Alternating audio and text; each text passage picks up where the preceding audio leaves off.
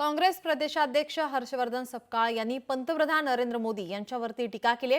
पंतप्रधानांनी मन की नाही तर जन की बात करावी असं ते म्हणालेत। लोकशाही मराठीला दिलेल्या विशेष मुलाखतीत त्यांनी हे वक्तव्य केले। पंतप्रधान झाल्यावर मोदी एक तप संघाच्या मुख्यालयात गेले नाहीत तर आता धावपळत आलेत, त्यामुळे दाल में कुछ काला है। सपकाळांनी मोदींच्या राष्ट्रीय स्वयंसेवक संघाच्या भेटीवर टीका केली आहे। मोदींना तुम्ही कशासाठी लक्षात ठेवणार आहात? मोदींना ते जास्तीत जास्त जुमले त्यांनी सांगितले किंवा स्वतःच मन की बात करतात, जन की बात करत नाही।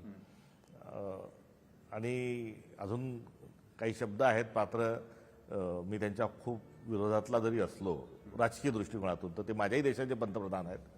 ती भाषा मला वापरणं हे शोभत नाही। मात्र त्यांना त्यांचं कॉन्ट्रिब्युशन काय, त्यांचं कॉन्ट्रिब्युशन असताना एक वेगळीच एक मांदियाळी एक समोर येते आणि ती ही हास्यास्पदी आहे। आणि यामध्ये कुठेही त्यांच्या कारकिर्दीमध्ये ही बांधिलकी दिसून येत नाही।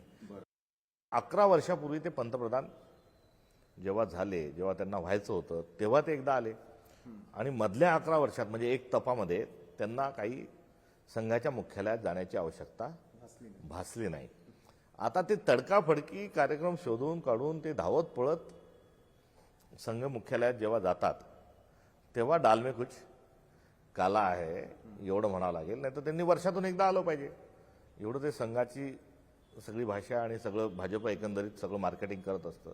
एखादा आमचे नेते राहुल गांधी हे गांधींच्या स्मृतीला प्रत्येक ठिकाणी वंदन करण्याकरता जातात, त्या सगळ्या मंडळींसोबत चर्चा करतात, ते भारतभर सगळ्या लोकांना भेटतात।